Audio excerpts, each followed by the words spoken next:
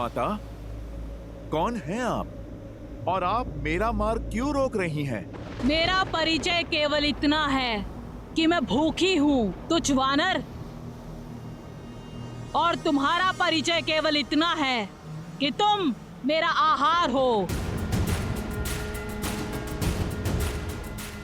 माता, आप मुझे क्षमा करें, पर मुझे लगता है कि आपसे नन्ही सी भूल हुई है।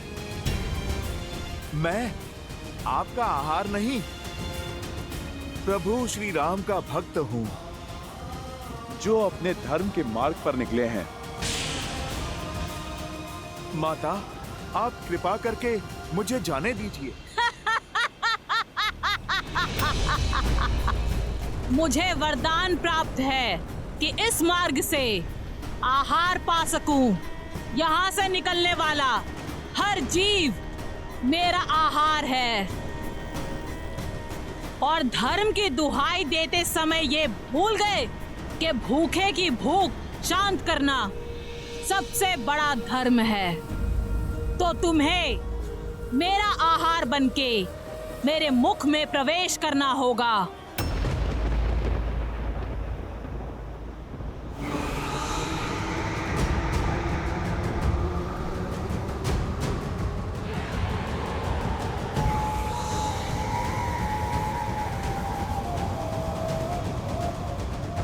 ठीक है माता, आप कर लीजिए वरदान पूरा। पर भूखे को भी आहार पाने के लिए परिश्रम करना पड़ता है।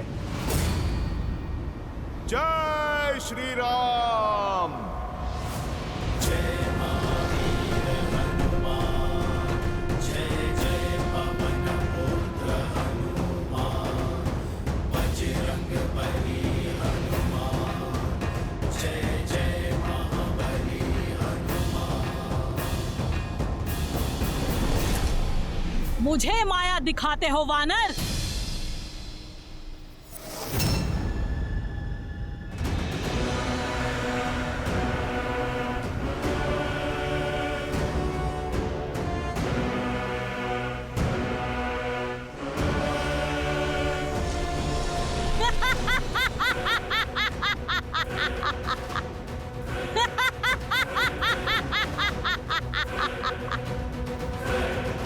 जय श्री राम।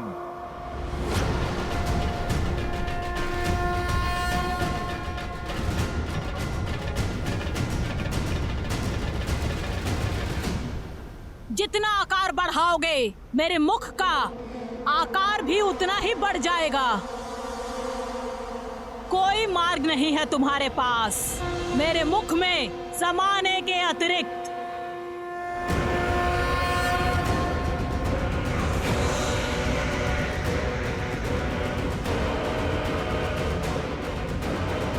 जैसी आपकी इच्छा माता। जय श्री राम।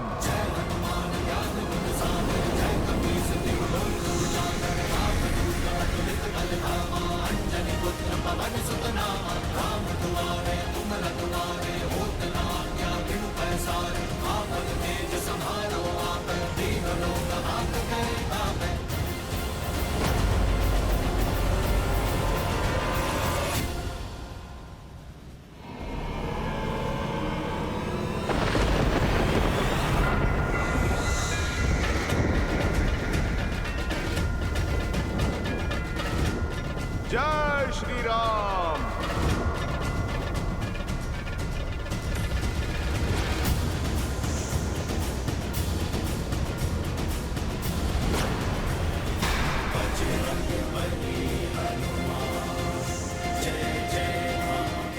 फिर से छल? ये छल नहीं माता, बुद्धि और बल है। मैंने आपके मुख में प्रवेश कर लिया और आप मुझे खाने में असमर्थ रहीं। इसमें भला मेरा क्या दोष? आपके वरदान की शर्त के साथ साथ मैंने अपनी परीक्षा भी पूर्ण की। अब अपने मुख्य रूप में आकर अपने इस पुत्र को आप दर्शन दीजिए।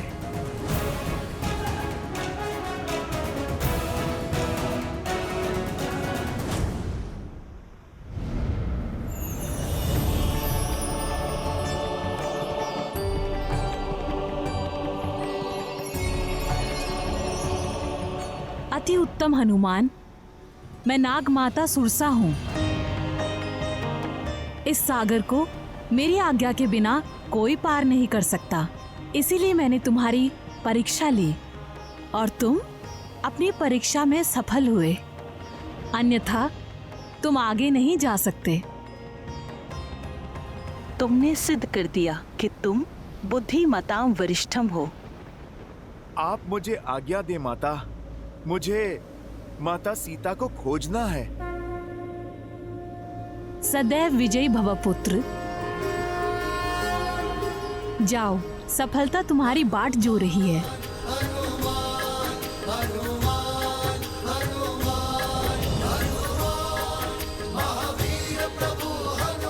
जय श्री राम। लाल देह लाली लसे अरुधरि लाल लगू वज्र देह दानव तलत जय जय जय कपीसु जय महावीर हनुमान।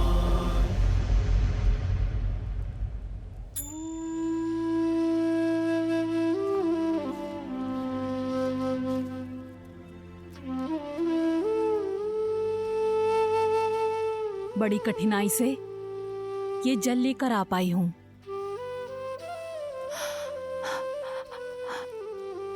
सीता, अब तुम्हारी ये अवस्था मुझसे देखी नहीं जाती। कितने दिनों से अन्न का एक दाना तक नहीं खाया है और ना ही जल की एक बूंद। लो, इसे ग्रहण कर लो। मैंने पता किया है कि अक्षय कुमार लंका के दूसरे उपवन में है। नहीं त्रिजटा, अपने प्राण रक्षा के लिए किसी और की मृत्यु होते नहीं देख सकती मैं। एक जटा की मृत्यु का भार अब तक मेरे मन को कचोट रहा है,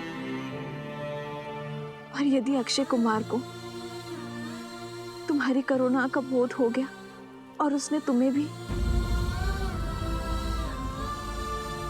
नहीं त्रिजटा, मैं ये जल ग्रहण नहीं कर सकती। अगर ग्रहण नहीं करोगी तो जीवित कैसे रहोगी? मृत्यु स्वीकार है त्रिजटा, किंतु मेरे कारण किसी के प्राण जाए, ये नहीं।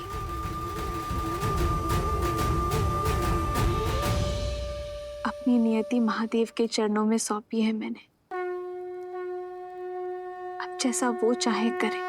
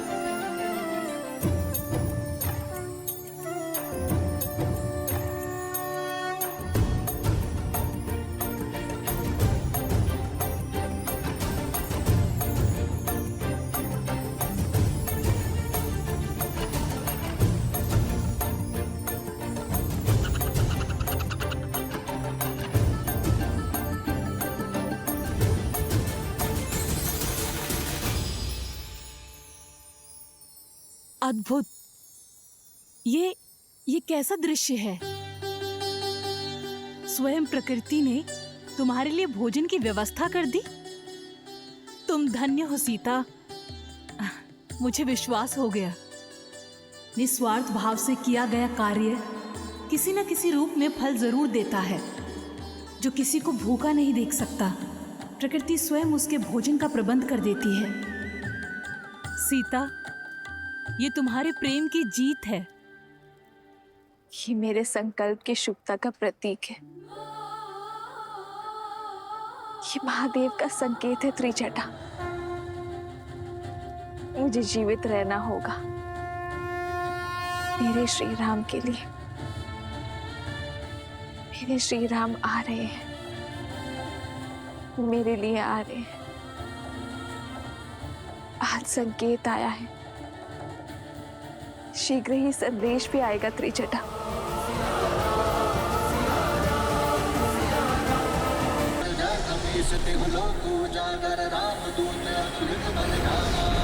पुत्र पवन सुत नामा, राम दुआरे तुम रखवारे, होत भाग्य बिनु पैसारे, आपन तेज समारो आप, तीन लोक हांकते कांपे।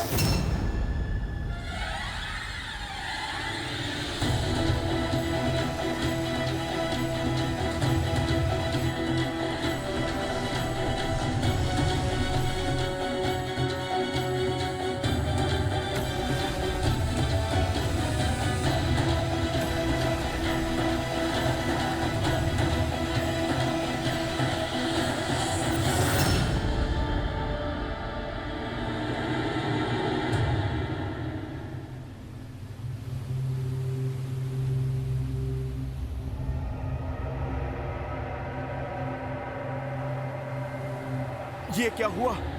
मैं आगे क्यों नहीं बढ़ पा रहा?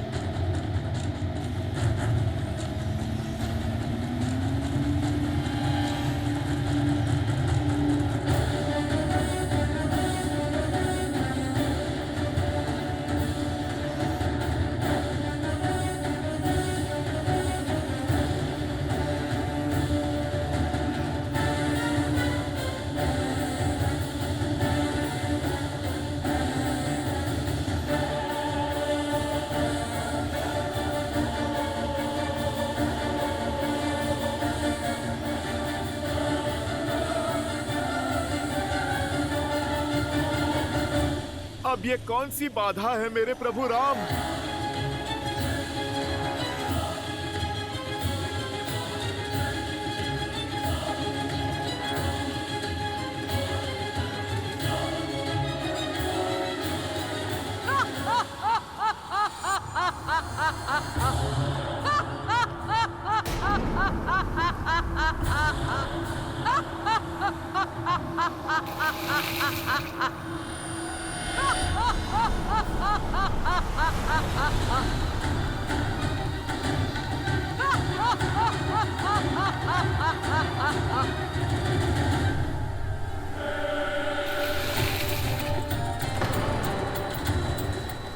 ये विलंब ही तुम्हारी यात्रा का विराम है वानर।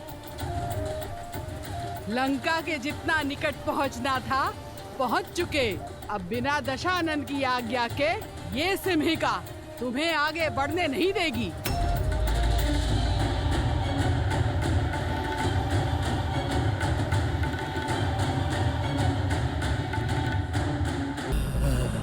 माता, मैं शत्रु नहीं, सेवक हूँ।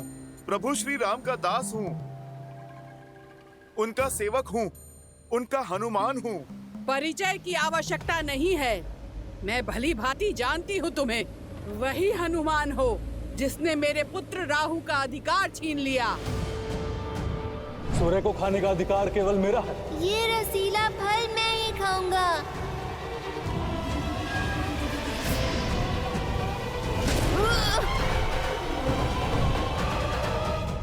अब दशानन की सेविका का कर्म भी पूरा होगा और राहु की माता का प्रतिकार भी।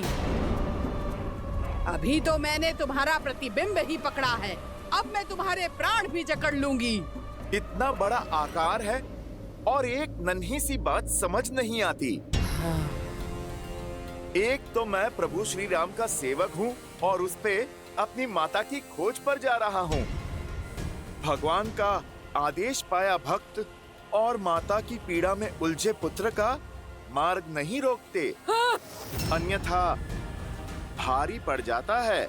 ये लंका का मार्ग है, यहाँ का भाग्य भी रावण है और भगवान भी, और मैं उनकी निष्ठावान दासी, जिसे दशानन ने बिन बुलाए अतिथियों का स्वागत करने के लिए ही रखा है। आओ, स्वागत ग्रहण करो।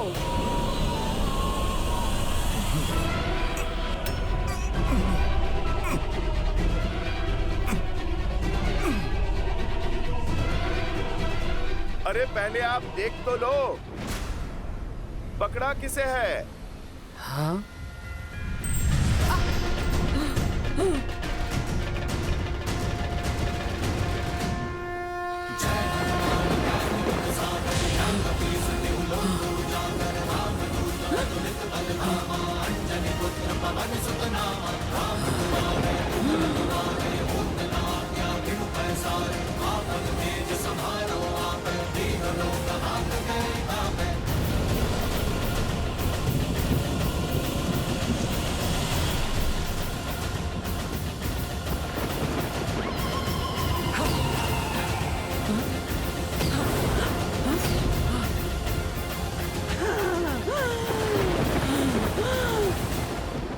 दुष्ट मायावी वानर, सिहिका से खेलते हो? मेरे प्रकोप से बचोगे नहीं। जिसके पास प्रभु श्री राम का नाम, उसे किसी कोप से क्या भय?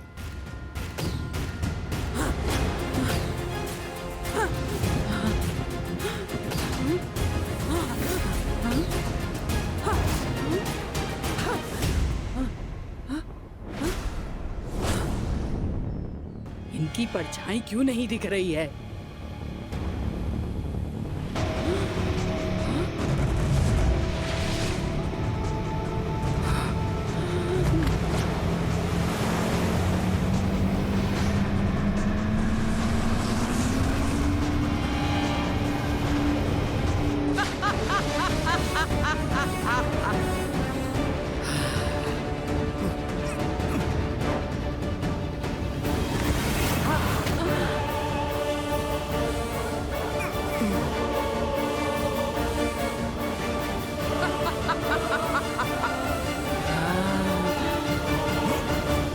पकड़े गए ना वानर, अब मरने के लिए सज्ज हो जाओ। जितना छटपटाना है छटपटा ले, अब तेरी कोई युक्ति काम नहीं आने वाली। जैसी आपकी इच्छा, राहु की माता।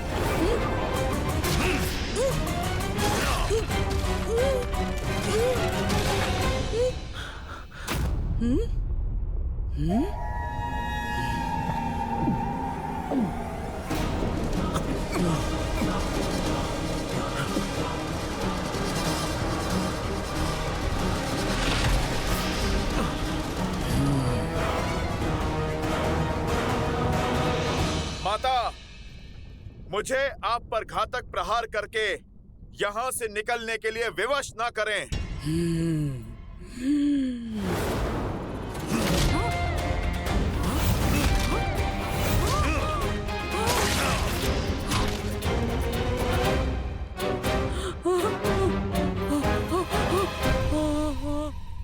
इतना समझाने के बाद भी आप नहीं समझी।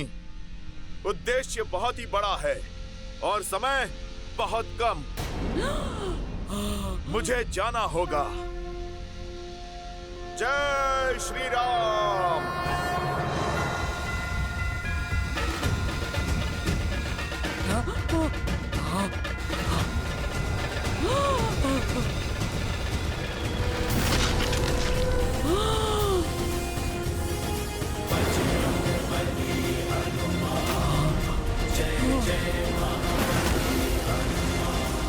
प्रभु श्री राम के भक्त की परछाई पे कोई भी आपदा नहीं आ सकती और प्रभु श्री राम के कार्य में कोई भी बाधा नहीं आ सकती। सीता माता मिलेंगी, खोजेगा उनका ये पुत्र हनुमान। जय श्री राम।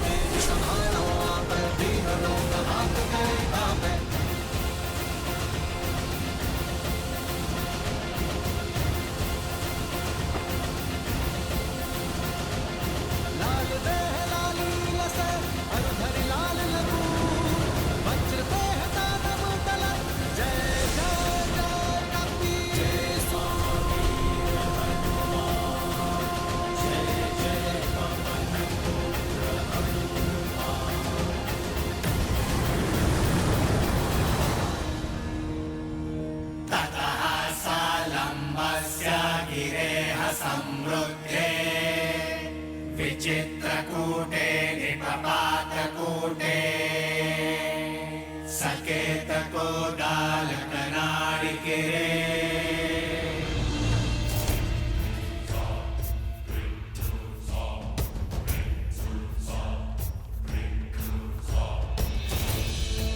जाओ जाओ।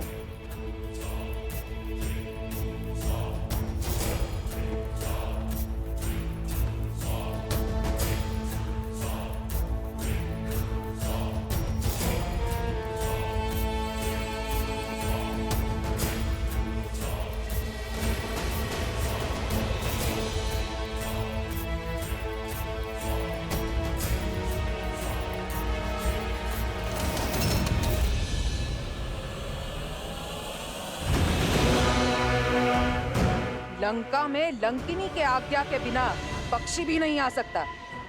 फिर तुम कौन हो? बोलो, कौन हो तुम? मैं भी राक्षस कुल से हूँ, शरणार्थी हूँ, लंका में शरण के लिए आया हूँ। छिपकर चोरी से शत्रु प्रवेश करते हैं, शरणार्थी नहीं।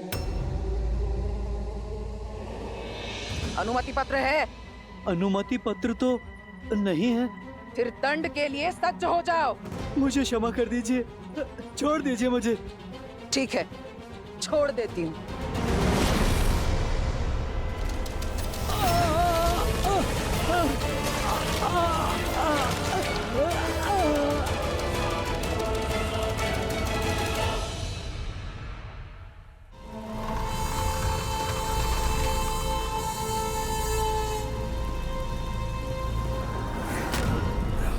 मुझे छिपकर लंका में प्रवेश करना होगा।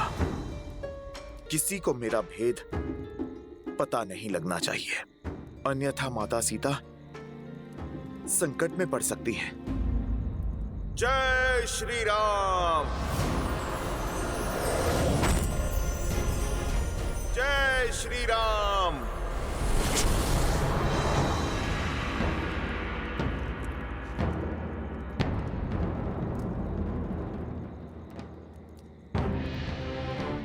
राक्षस अत्यंत मायावी होते हैं।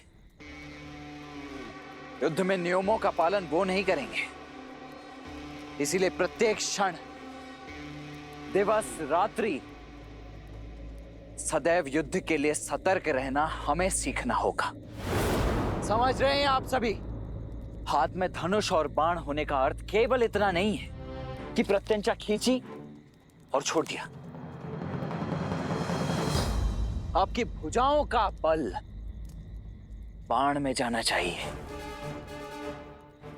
शत्रु के प्रति आपके मन में जो क्रोध है, अपने लक्ष्य के प्रति जो प्रतिबद्धता है और मन में धधकती उस ज्वाला, इन सबको एकत्रित करके अपने बाण पर केंद्रित करना है। तो संधान के लिए तैयार? हाँ जी। अब दृष्टि लक्ष्य पर, कमर सीधी,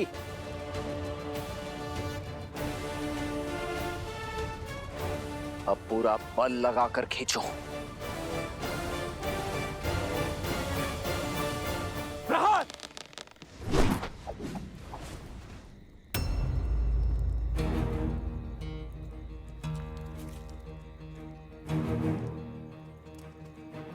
क्या बात है, आपने तीर क्यों नहीं चलाया? कैसे चलाता? लक्ष्य तो दिख ही नहीं रहा है। लक्ष्य सामने ही तो है। रावण कहाँ है? राक्षस कहाँ है जिनसे हमें युद्ध करना है? इतना समय बीत गया है, सीता माता का भी पता नहीं और हमें कोई सूचना भी नहीं है कि हमारा शत्रु कहां पर है। तो फिर हम क्यों युद्ध का अभ्यास कर रहे हैं? प्रयास में समय क्यों व्यर्थ करना?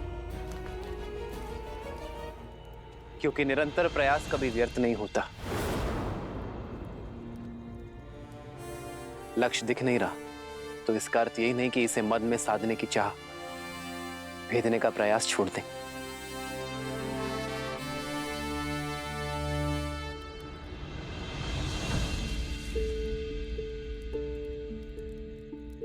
जब बीज बोया जाता है तो ये नहीं पता होता कि वो अंकुरित कब होगा, किंतु फिर भी हम इसे सींचने का प्रयास करते रहते हैं, इस आशा के साथ कि ये बीज एक दिन अवश्य पनपेगा। और बीज भी इस आशा के साथ अंकुरित होने का प्रयास करता है कि उसे सिंचाई मिलती रहेगी। यदि सींचने वाला ही आशा और प्रयास दोनों छोड़ दे तो ये बीज अंकुरित होकर भी वृक्ष नहीं बन पाएगा।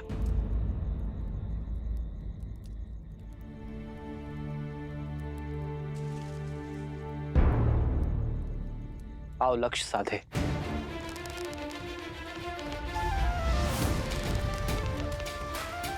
दृष्टि लक्ष्य पर, भुजाओं का बल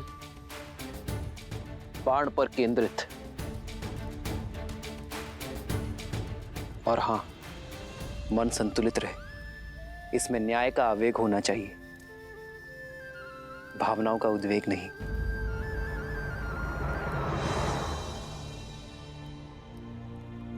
प्रहार!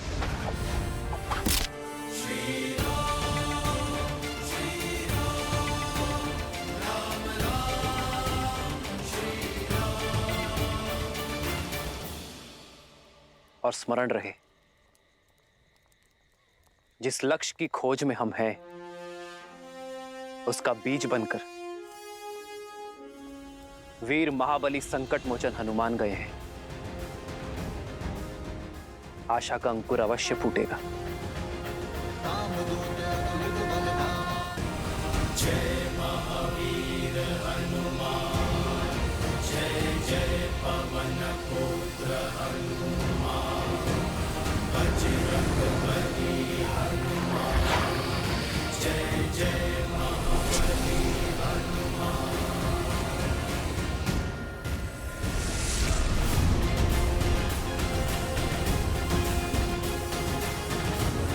अधर्म की लंका में धर्म का पद पड़ चुका है। रावण ने चाहे जितने भी पहरे लगाए हो, उन सब का तोड़ आपका ये भक्त आपके पास पहुंचेगा माता सीता।